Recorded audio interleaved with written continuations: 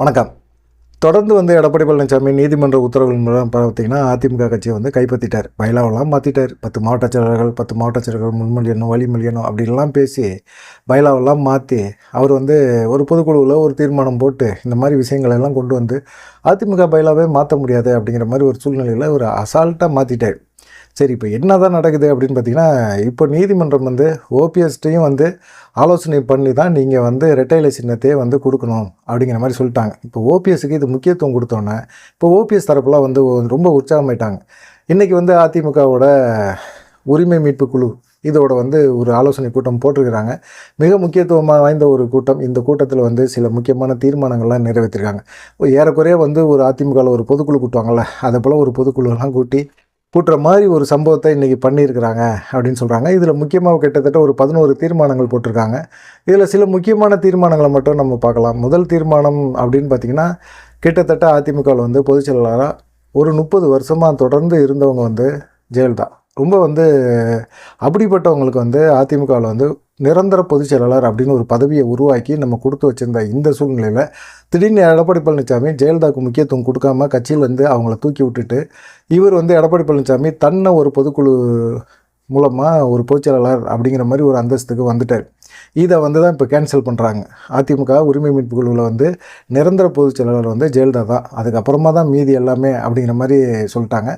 ரெண்டாவது மிக முக்கியமான தீர்மானம் எப்படின்னா, அதிமுக இன்றைக்கி குரங்கு கையில் இருக்கிற ஒரு பூமாலை மாதிரி எடப்பாடிகிட்ட பழனிசாமிகிட்ட மாட்டிகிட்டு சிக்கிக்கிட்டு தவிக்குது.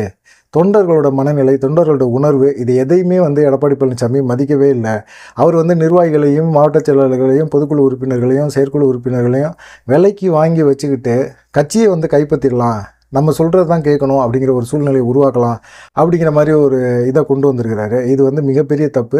இது அதிமுக தொண்டர்களோட இயக்கம். இந்த தொண்டர்களோட இயக்கத்தை புரிஞ்சுக்கிட்டு நம்ம செயல்படணும் அப்படின்னு சொல்லி ஓபிஎஸ் தரப்பில் இன்றைக்கி பேசியிருக்கிறாங்க. அதை தாண்டி பார்த்திங்கன்னா, அதிமுக தலைமையை தொண்டர்கள் தான் தீர்மானம் பண்ணணுமே தவிர பொதுக்குழுவில் இருக்கிறவங்களோ பொதுக்குழு உறுப்பினர்களோ நிர்வாகிகளோ நியமிக்க முடியாது அப்படின்னு சொல்லிட்டாங்க. அதே போல் பார்த்திங்கன்னா, இனிமேல் அதிமுகவில் பொதுச் செயலாளர் அப்படிங்கிற ஒரு பதவி கண்டிப்பாக அம்மா தான், இப்போ ஜெயலலிதா தான்.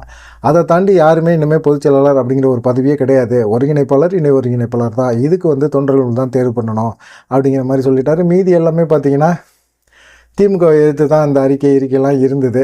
அதுலேயும் பார்த்திங்கன்னா முக்கியமான ஒரு விஷயம் என்னென்னா, இப்போது கொடநாடு கொலை சம்பவத்தில் உண்மையான குற்றவாளியை யார் அப்படிங்கிறத திமுக அரசு கண்டுபிடிக்கணும். தொடர்ந்து அவங்க சொல்லிக்கிட்டே இருக்கிறது என்னென்னா, நாங்கள் கண்டுபிடிச்சிக்கிட்டு இருக்கோம், நாங்கள் நிறைய விஷயங்களை பண்ணிகிட்ருக்கோம் அப்படிங்கிற மாதிரி சொல்லிக்கிட்டே இருக்கிறாங்க.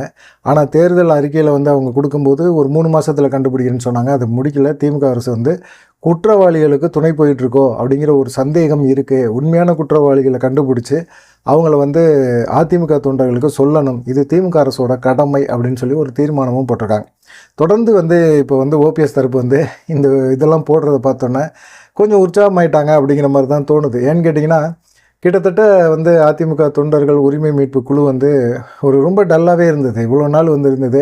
ஓபிஎஸ்ஸை நம்பி தொடர்ந்து பயணம் பண்ணலாமா அப்படிங்கிற மாதிரி இருந்தார். வைத்திலிங்கம், வெல்லமண்டி நடராஜன், மனோஜ் பாண்டியன், பண்டூட்டி ராமச்சந்திரன் இவங்க எல்லாமே யோசித்தாங்க. என்னடா இது ஓபிஎஸ் அமைதியாக இருக்கிறாரு, ஓபிஎஸ்ஸுக்கான வாய்ப்புகளும் வரமாட்டேங்குது, அப்படியே அவர் என்ன பண்ண போகிறாரு அப்படிங்கிற மாதிரி ஒன்றுமே தெரியல அப்படிங்கிற மாதிரி ஒரு சூழ்நிலை இருந்தது. இப்போ இந்த இதில் ஆலோசனையில் சென்னையிலையும் மதுரையிலையும் ஒரு மாநாடு போடணும் அப்படிங்கிற மாதிரி ஒரு ஆலோசனை பண்ணியிருக்கிறாங்க. மக்களை நேரடியாக சந்திக்கணும், ஒவ்வொரு மாவட்டங்களும் சுற்றுப்பயணம் போகணும் அப்படிங்கிற மாதிரிலாம் அவங்க சொல்லிகிட்டு இருக்காங்க. இந்த தீர்மானத்தில் போட்டிருக்காங்க. ஆனால் ஒன்றுமே பண்ணலையே. ஏற்கனவே அவங்க பல ஆலோசனை கூட்டம் போட்ட கூட்டங்களில் எல்லாமே பார்த்திங்கன்னா, அவங்க தொடர்ந்து இதை தான் சொல்லிக்கிட்டே இருந்தாங்க. அதிமுகவில் நாங்கள் மக்களை போய் அதிமுக உரிமை மீட்பு குழுமா மக்கள்கிட்ட போய் ஒரு நியாயத்தை கேட்க போகிறேன் அப்படிங்கிற மாதிரி சொன்னாங்க. சந்திக்கவே இல்லை. தொடர்ந்து என்ன நெருக்கடியோ தெரியல. இப்போ ஆலோசனை கூட்டம் போட்டு இந்த ஆலோசனை கூட்டத்தில் சிறப்பாக எல்லோரும் பேசியிருக்கிறாங்க. என்ன நடக்க போகுது அப்படிங்கிறத பொறுத்திருந்து பார்ப்போம். ஏன்னா எடப்பாடி பழனிசாமி இப்போ இந்த மாதம் 15ஆம் தேதி பொதுக்குழு கூட்டுறதுக்கு முன்னாடி அவருக்கு நெருக்கடி வந்துருச்சு. முதல் நெருக்கடி இரட்டை இலையை ஓபிஎஸ்ட்டை கேட்டு தான் நீங்கள் பதில் சொல்லணும் அப்படின்னு சொல்லி தேர்தல் ஆணையத்துக்கு நீதிமன்றம் போட்ட ஒரு உத்தரவு.